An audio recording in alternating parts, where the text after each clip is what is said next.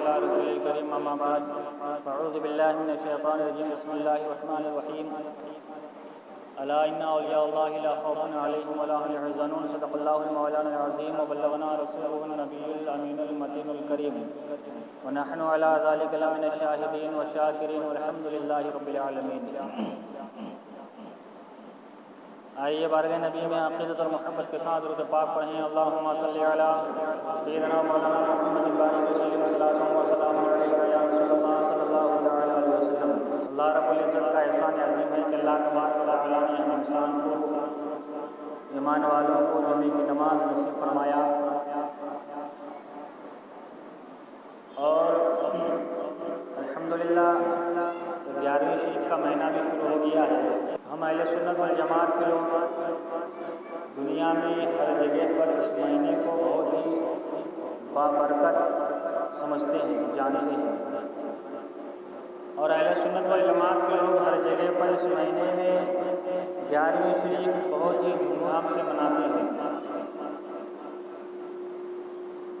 اب یہ 11ویں شریف حضور غوث پاک سرکار کی طرف منسوب کیا جاتا ہے۔ حضور غوث پاک سرکار کے والد محترم وہ بھی ایک پائناز بزرگ ہیں۔ پہلے زمانے کے لوگوں کے اندر ایمان، تقوی، پرہیزگاری بہت ہی مضبوطی کے ساتھ کرتے تھے، تھامتے تھے وہ لوگ۔ آج ہمارے اندر سے تقوی اور پرہیزگاری نکل گئی۔ تقوی اور پرہیزگاری کو انسان کوئی اہمیت نہیں دیتے ہیں۔ وہ زمانے میں لوگ کسی انسان کی طرف نگاہ اٹھا کے دیکھنے کو بھی گناہ سمجھتے تھے کہ ہم اس کی طرف اگر نگاہ اٹھا کے دیکھیں تو ہمارے نگاہ کے اندر اگر میرے نگاہ اٹھا کے اس کی طرف دیکھنے سے اگر وہ انسان کے دل میں ڈر پیدا ہو جائے تو مجھے گناہ لکھا جائے گا، اس لیے انسان اپنی نگاہ کو نیچے کر کے چلتے تھے۔ آج اب انسان اپنے نگاہ کو نیچے نہیں کرتے ہیں، اوپر اٹھا کے اوپر ہی رہ جاتا ہے۔ ہم انسان پہلے زمانے کے لوگ کسی کے مال میں، کسی کے دولت میں خیانت نہیں کرتے تھے۔ آج ہمارے اندر کوئی انسان اگر جس ہمیں امانت دیا تو اپنا ہی مال سمجھ کے مجھے خرچ کر دیتے ہیں، خیانت کر دیتے ہیں اسے۔ یعنی آج ہمارے اندر سے ایمان اتنا کمزور ہو گیا ہے کہ ہم انسان حرام اور حلال کی تمیز نہیں کرتے ہیں کہ یہ چیز ہمارے لیے صحیح ہے، غلط ہے، ہم اس کو فرق نہیں کر دیتے ہیں۔ صرف یہ دیکھتے ہیں کہ ہمیں فائدہ کس چیز سے ہے، ہمیں فائدہ کس چیز سے ہے، اس کام کو کرتے ہیں، جس سے نقصان ہے اسے چھوڑ دیتے ہیں ہم۔ حضور غوث پاک سرکار کے والد محترم ایک مرتبہ ایک سمندر دریا کے کنارے جا رہے تھے، بھوک لگی تھی تو پانی میں ایک سیب بہتا ہوا ہے، سیب پانی میں بہتا ہوا آ رہا ہے۔ سرکار نے پانی سے سیب کو اٹھایا، چھلا دھویا، کھا لیا اس کو۔ حالانکہ اس سیب کے اندر کسی کی جو ہے ملکیت نہیں ہے، وہ پانی میں بہہ کے آیا، نہ جانے کہاں سے آیا، کس کے جھاڑ سے آیا، کس کو معلوم نہیں ہے۔ اس سیب کا مالک کون ہے؟ چاہے تو وہ سیب کو کھا کے اپنا رہ سکتے تھے خاموش، مگر غوث پاک سرکار کے والد کے اندر تقویٰ نے آواز دیا، پرہیزگاری نے ان کی آواز دیا، اس کے ایمان نے جھنجھوڑ دیا انہیں کہ تم نے جس سیب کو کھایا ہے بغیر اجازت کے، کیا تم نے سیب کے مالک سے اجازت لیا اسے کھانے کے لیے؟ حضرت غوث پاک کے والد محترم کیا کریں کہ جس طرف سے سیب پانی میں بہتا ہوا آ رہا تھا ان کو چل دیے۔ ان کے دماغ میں خیال آیا کہ اگر یہ سیب کا باغیچہ دریا کے کنارے ہے تبھی یہ سیب پانی میں بہہ کے آیا ہے۔ اسی انداز میں دریا کے کنارے چلتے گئے، بہت دور جانے کے بعد ایک سیب کے خاطر کتنا کلومیٹر وہ سفر کرے صرف سیب کے مالک سے ملاقات کرنے کے لیے کہ میں نے آپ کے باغیچے کا ایک سیب پانی میں بہہ کے جا رہا تھا، میں نے آپ کی اجازت کے بغیر سے کھا لیا، ایسے کہنے کے لیے جا رہے ہیں۔ آج ہم مارکیٹ میں جاتے ہیں تو ایک نہیں کتنے کی غبن کر لیتے ہیں۔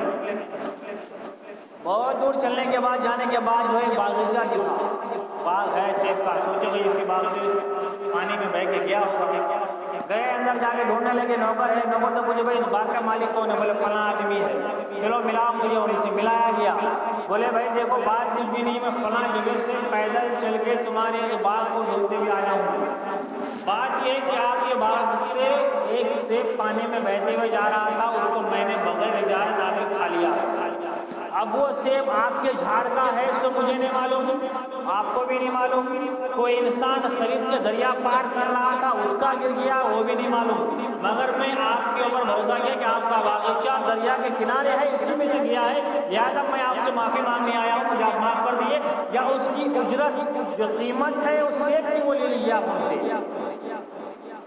اس باغ والے کیا کہا معلوم ہے؟ اس ایک سیب کی قیمت ہے 12 سال میرے باغ کی دیکھ بھالی کرنا، کتنے؟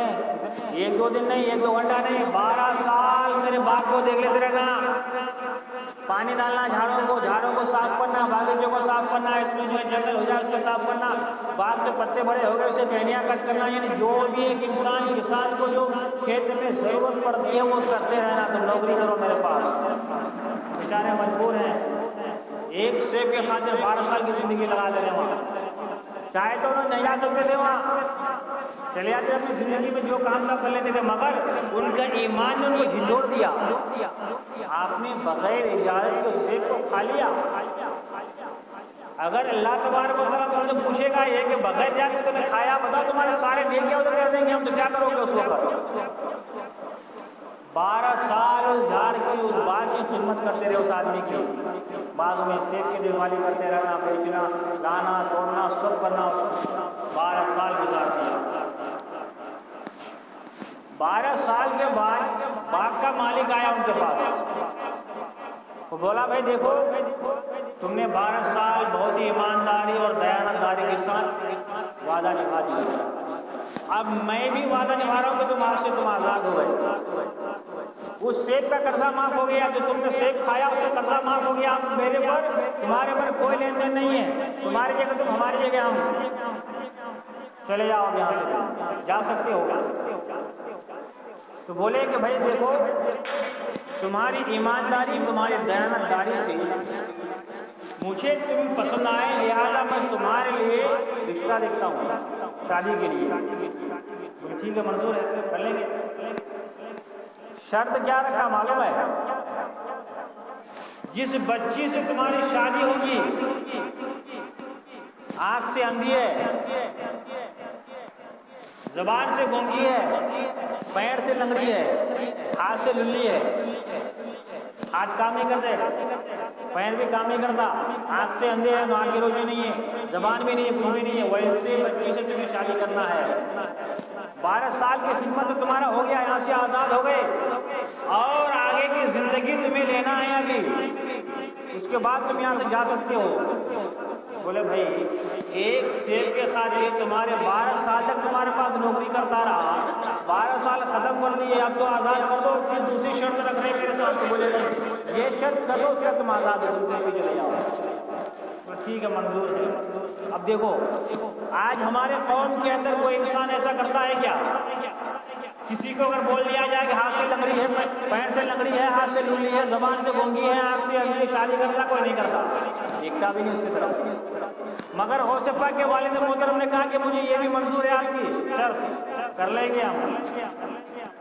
گھر میں جو ہے ان کے گاؤں میں جو ہے سندیشہ بھیجا گیا، آپ کے بچے کی شادی ہے فلاں دن، سارے لوگ آئے، رشتہ دار آئے، سب کے سامنے غوث پاک کے والد محترم نے کہا ہم نے ایک سیب کھایا تھا، اس سیب کے خاطر ڈھونڈتے ڈھونڈتے ہم نے یہاں پہ آیا، اس سے جو کہا کہ ہم نے آپ کے باغ کا ایک سیب جو ہے پانی میں بہتا ہوا جا رہا تھا دریا سے، میں نے اٹھایا کھا لیا، اس کے جو ہے معاوضہ دینے کے لیے میں یہاں پر آیا ہوں، اس نے مجھے 12 سال خدمت کرایا، اور 12 سال ہونے کے بعد مجھے آزاد نہیں بلکہ ابھی ایک دوسرا شرط رکھا، شرط یہ ہے کہ بچی کے بارے میں سارے شرائط رکھا، مجھے قبول ہے، چلو اس کے بارے میں شادی کیا جائے، ٹائم فکس ہو گیا، سب ہو گیا، نکاح بھی ہو گیا، نکاح بھی ہو گیا۔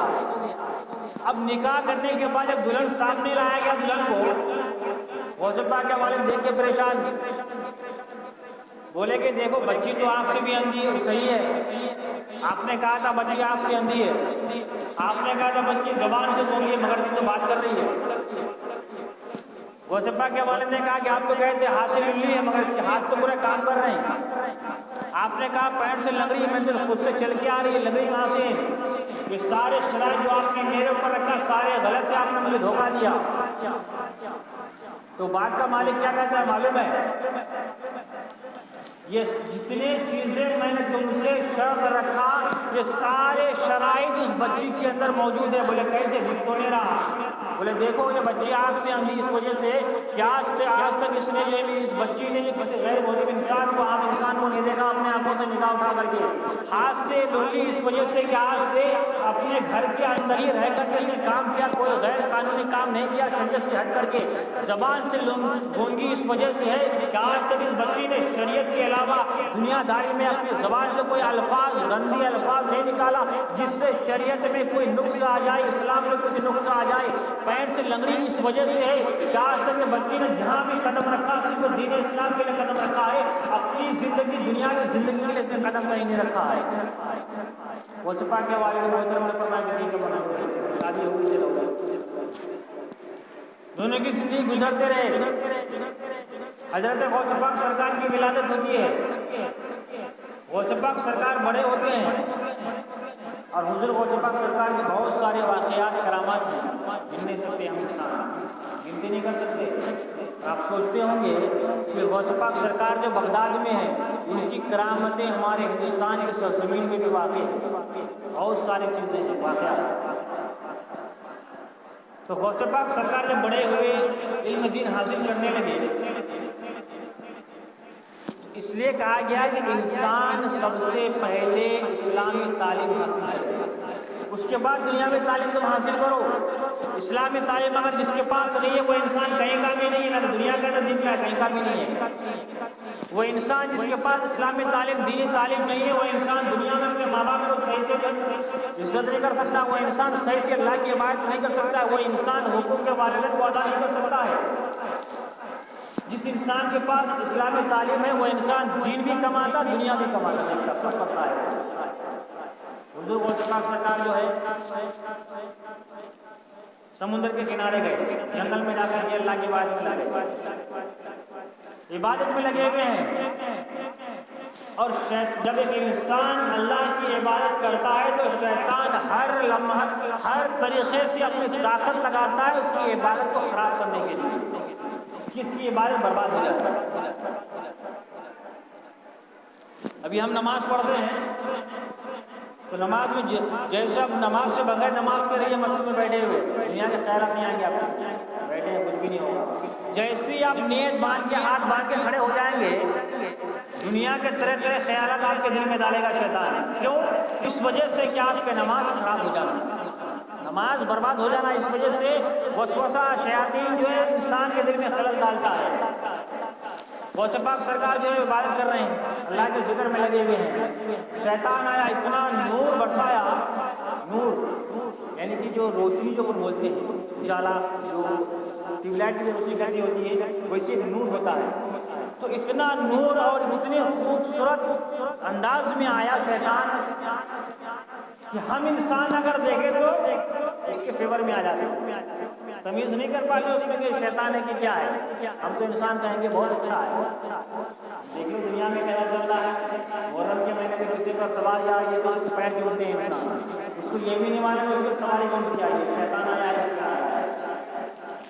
تو غوث پاک سرکار کے بارگاہ میں جو ہے شیطان اتنا مطلب خوبصورت انداز میں آیا اور آنے کے بعد بولتا ہے کہ غوث اعظم دستگیر تم نے اتنی عبادت اللہ کی کر لیا، اتنی عبادت کر لیا کہ اللہ تبارک و تعالیٰ نے تمہارے اوپر سے نماز کو ہٹا لیا، فرض کو معاف کر دیا،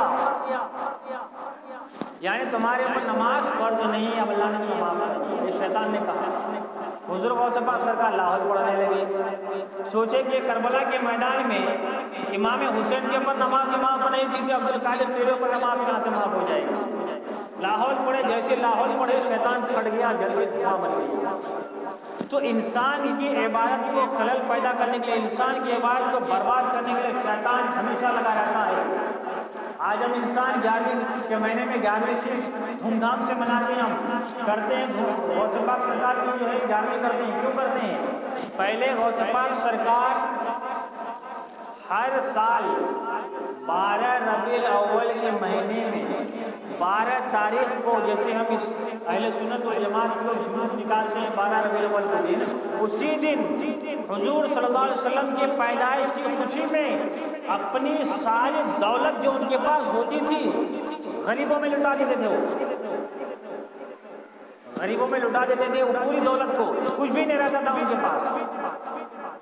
آج کرتے ہیں ہم انسان 100 روپے دینے کو روتے ہیں، رو کے دیتے ہیں ہم، مسجد میں کہیں دینے کی باری تو ہوتی ہوئے 10 روپے دیتے ہیں۔ غوث پاک سرکار پوری دولت اٹھا دیتے، کس وجہ سے؟ نبی کریم صلی اللہ علیہ وسلم کی آمد کی وجہ سے، ہر سال کرتے تھے وہ۔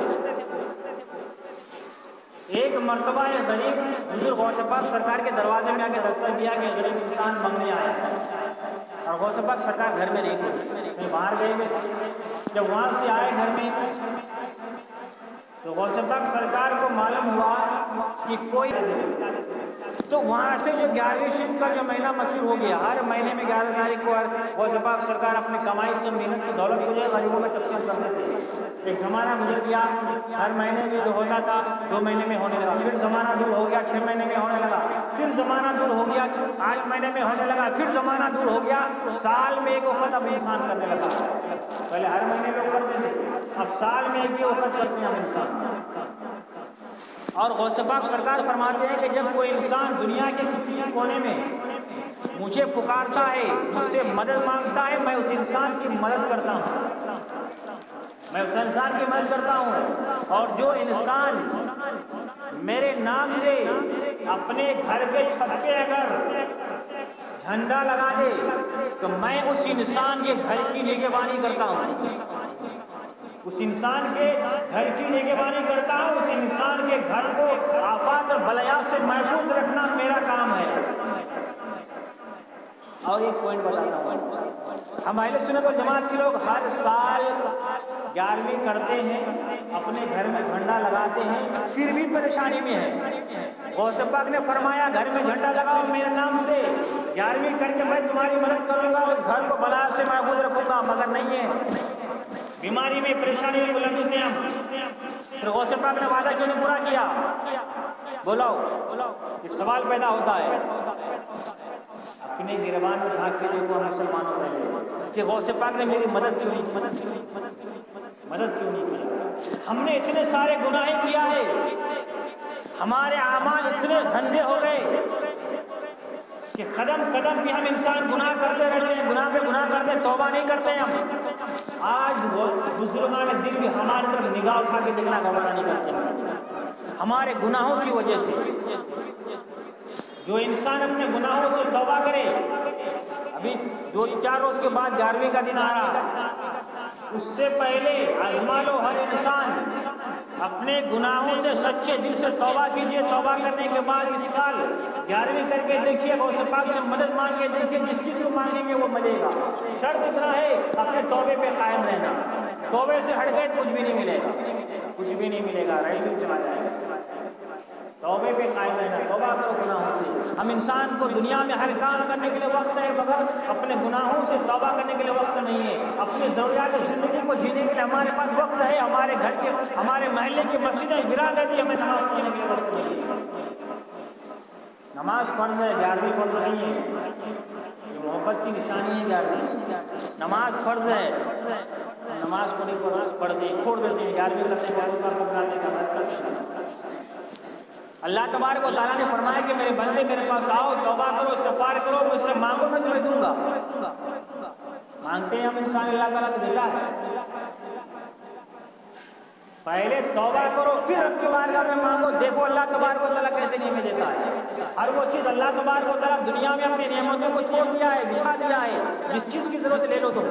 ایک انسان بیمار ہے، شفا مانگ رہا ہے، زندگی گزر گئی، مگر وہ انسان کبھی یہ نہیں دیکھتا کہ مجھے یہ بیماری کس وجہ سے ملی ہے، کون سی گناہ کی وجہ سے اللہ تعالیٰ اتنی بڑی بیماری میں مصیبت میں مجھے رکھ کے نہیں دیکھتا ہے، مانگتا ہے، شکوا کرتا ہے کہ میں دعا مانگ رہا ہوں، تو بھی نہیں مانگتا۔ پہلے اپنے اندر جھانک کے دیکھو کہ کس گناہ کی سزا اللہ نے ہمیں دیا ہے۔ پیارے ہر انسان اپنے گناہوں سے توبہ کیجیے۔ اللہ یہ بھی ارشاد فرماتے ہیں کہ جب کوئی انسان اپنی زبان سے گندی الفاظ نکالتا ہے، گالی گلوچ جو ہم کرتے ہیں، اپنی زبان سے ایک انسان گندی گالی اگر ایک مرتبہ دیا تو اللہ کے بھی فرماتے ہیں 40 دن کی برکت اس کی زبان سے چھین لی جاتی ہے۔ آج ہمارے نوجوان صبح سے شام سے کتنے گالیاں دیتے ہیں، بتاؤ زبان میں برکت رہتی نہیں رہتی؟ ایک مرتبہ دیے تو 40 دن، صبح سے شام تک گنتی کرو کتنے دیے، کتنے سال کی جو سارے برکت چھین لیا گیا۔ ہم انسان اپنی گربان کو دھیان دینے دیتے ہیں، ہم شکوا کرتے ہیں، ہم یہ پریشان ہیں وہ پریشان ہیں۔ یاری جب تک ہم انسان اپنے گناہوں سے توبہ نہیں کریں گے ہماری زندگی بننے والی نہیں ہے۔ ہم زندگی بنانا ہے اگر ہم انسان اپنے گناہوں سے توبہ کرنا، شریعت کے مطابق زندگی گزارنا، ہم شریعت کے مطابق اسلامی طریقے سے زندگی گزاریں گے، اللہ کی رحمت آئے گی ہمارے اوپر، اس سے ہٹ کر زندگی گزاریں گے اللہ کا عذاب آئے گا ہمارے اوپر۔ تو پیارے ہر انسان کوشش کیجیے 5 وقت نماز کی پابندی کرنے کی۔ انسان 5 وقت کی نماز پڑھ کیا جاتا ہے، کتنی اس کے اندر رحمت رکھا ہوگا۔ ہم انسان خود بھی چھوڑ دیتے ہیں، لائٹ لیتے ہیں، نماز پڑھنا پیارے نمازوں کی پابندی کیجیے، گناہوں سے توبہ کیجیے۔ کب کس وقت ملک الموت آ جائے کسی کو پتہ نہیں ہے۔ واخر دعوانا الحمدللہ رب العالمین، استغفر اللہ رب العالمین۔